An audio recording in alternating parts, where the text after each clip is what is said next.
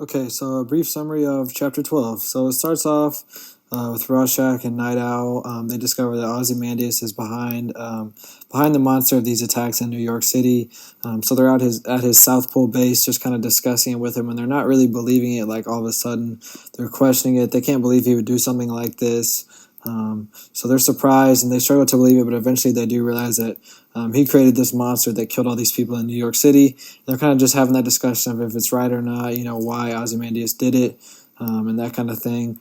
So Dr. Manhattan and Laurie also come down to this South Pole base, trying to figure out, who's behind this monster.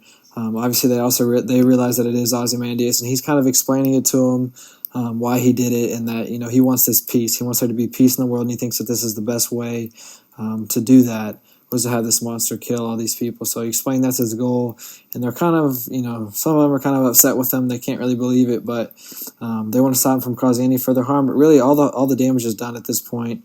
The monster's killed all the people, and so they decide that the best thing to do now is just to keep quiet, to not let it get out who's behind these attacks, because that's the only way to really keep peace. They think that if they say who did it and they get the word out, that it's not gonna, make anything better of what's already done. What's done is done at this point. So that's what they decide, and everyone pretty much agrees to it except for Rorschach.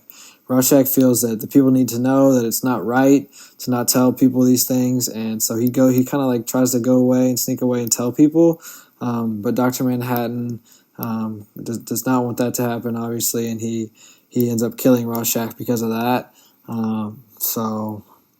And that's pretty much a bulk of just kind of a brief summary of the chapter.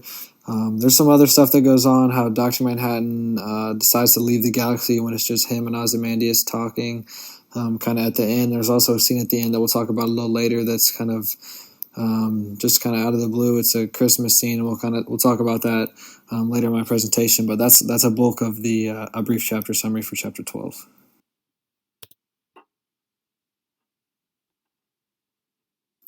Okay, so the name of chapter 12 is called A Stronger Loving World, and it's a very clear reference to Sanities by John Cale, which is a song. It's got the quote, and it's got his name under it right at the end of the book on page 32, frame 8 here. So it's a pretty direct reference right to it.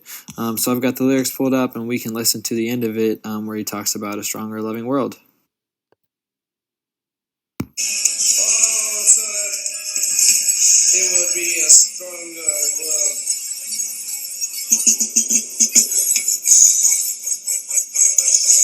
A stronger, loving world to die in.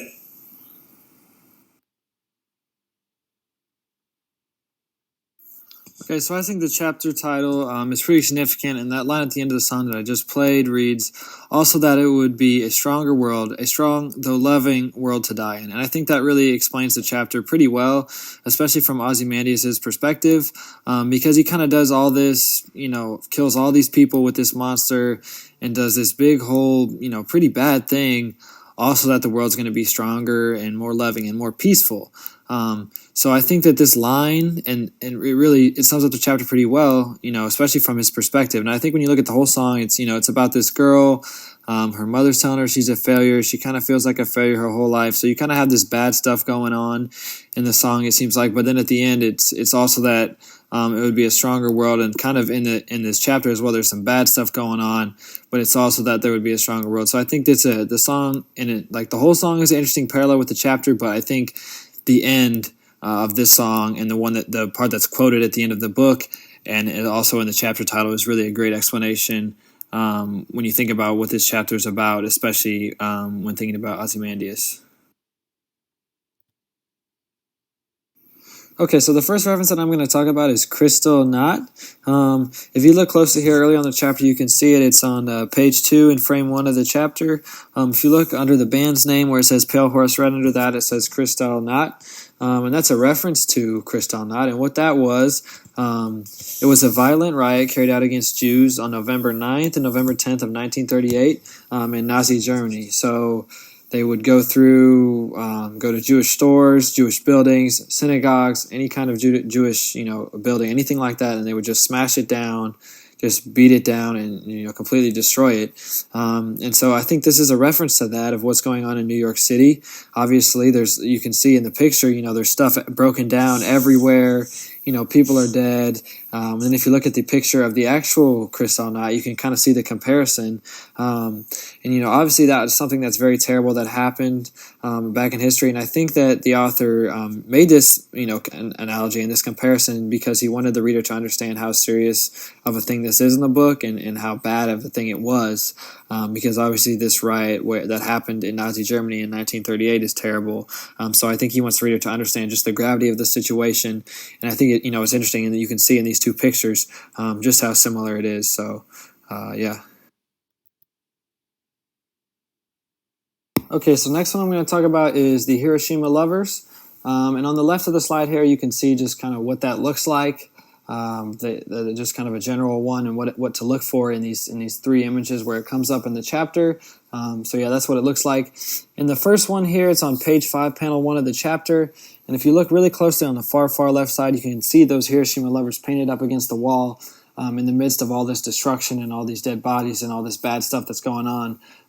You can kind of faintly see them there. And so in terms of what they represent, I think Malcolm Long, the criminal psychiatrist in this book at the Sing Sing prison, had a good quote, and it's not from this chapter, but he says that it reminded me of the people disintegrated at Hiroshima, leaving only their indelible shadows.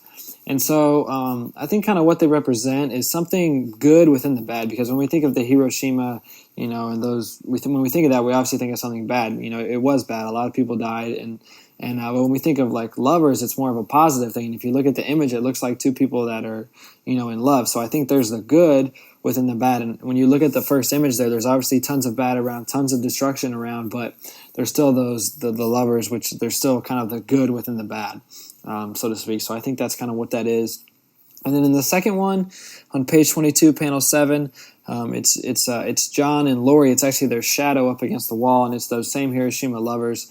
And so I think it's the same thing here. All the destruction is kind of done at this point. All the people are dead, and it's getting towards the end of the chapter and the end of the book. But the only bad thing that happens after this is Rorschach dying. So I think this still kind of represents the bad things that happen, and there's still a little bad left. But we have this good that's still there, the good within the bad. And then on the last time it comes up in the chapter is on page 31 in panel 1. If you look kind of to the left side and then right behind that pink pole, you can see those Hiroshima lovers, that same painting of them against the wall from the first image, except now they're being washed away. If you look close, you can see, I think it's a lady washing them away. And so I think that's saying now it's like there's no more good within the bad, because there's peace has been achieved now. The good has been achieved because of what Ozymandias did, and that there's the peace now. There's no more good within the bad, because it's all good now. So I think that's what these represent. Just because when we think of Hiroshima, we think bad, and we think of lovers. And if you look at those two people, it looks like more of a positive thing. So yeah. So the last one I'm going to talk about is the outer limits. And this is kind of the part of the chapter I talked about earlier. It was kind of a weird scene that doesn't, it just kind of comes out of nowhere. But it's a couple, and they're kind of talking with the lady's mother during Christmas time. So it's kind of a weird chapter, but it's a flash ahead into Christmas, into 1985. And so it's actually a scene from a show called The Outer Limits, which was a series from 1963 to 1965 that was kind of about extraterrestrial life and some aliens and stuff like that, which also connects back to earlier in this chapter with the alien monster thing that was run through New York City. But so this is a flash ahead, like I said earlier, and it's kind of got a positive vibe to it because it is Christmas. So maybe it's it's showing that Ozymandias did his plan work, that peace has been achieved for the long run, and also these are possibly some of the identities that Night Owl had set up in case of the mass destruction. So, but yeah, this is a reference to a show. It's a direct opening scene from the show called The Outer Limits. So yeah.